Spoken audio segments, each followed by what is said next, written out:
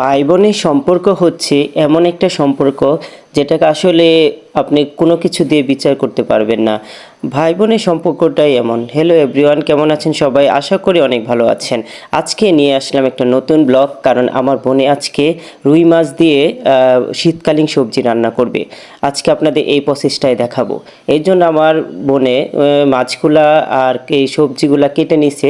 এই জন্য এখানে ধনে পাতা নিছে, ফুলকপি নিছিল। আর এই দেখেন আমার বোনে মাছগুলারে ভালোভাবে ভেজে নিচ্ছে, কারণ আমাদের অনেকে আছে যে মাছ ভেজে ছাড়া রান্না করতে পছন্দ করে না বা খাইতেও পছন্দ করে না।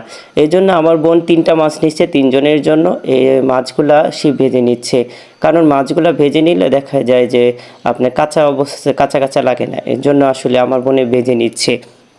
ভেজে নেওয়ার পরে আসলে এগুলা ভালোভাবে ভেজে নিবে, কারণ এই দেখেন ভাজা হয়ে গেছে প্রায়। আর ভাজার পরে এই যে আমার বোনে নামিয়ে নিচ্ছে, কারণ না নামালে তো আর হবে না। এর জন্য সে নামিয়ে নিল, নামিয়ে নিয়ে সে একটা নতুন পাতিল নিয়ে নিল, কারণ সবাই বলে যে আমি বলে ভিডিও করি পাতিলটা চেঞ্জ করার জন্য।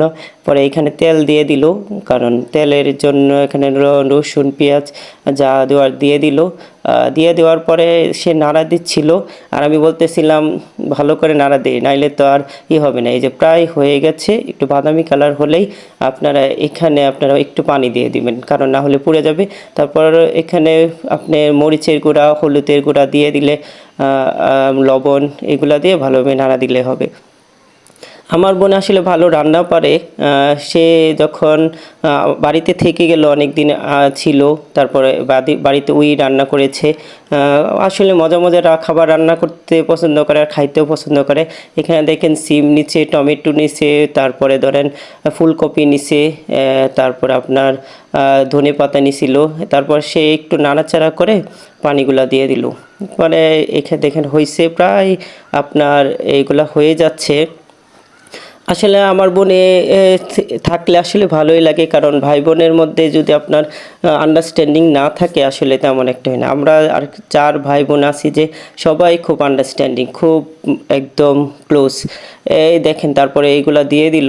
দেওয়ার পরে মাছগুলা দেওয়ার পরে আপনার কয়টা মরিচ দিয়ে দিল, কারণ সে আবার বলে যে এই মরিচ দিলে আর কি স্বাদটা আর একটু ভিন্ন হয়। এই জন্য সেখানে মরিচ দিয়ে দিল, দিয়ে একটু উপরে নাড়া দিয়ে দিল, নিয়ে দেখেন প্রায় হয়ে গেছে। খাবারটা আসলে শীতকালীন সবজি মানেই সুন্দর সুন্দর খাবার। আমার কাছে শীতকালীন সবজিটা অনেক ভালো লাগে। এর মধ্যে বিশেষ করে কফিটা একটু বিশেষ ভালো লাগে ভালোভাবে। এ দেখেন ধনে পাতাগুলো দিয়ে দিল। আসলে রান্নার শেষে ধনে পাতা দিলেই সবচেয়ে খাবার স্বাদ হয়ে গেছে। আমার বলতে দেখছো কত সুন্দর রান্না করছি, তুমি কি পারো? ধন্যবাদ সবাইকে। সবাই কেমন আছে?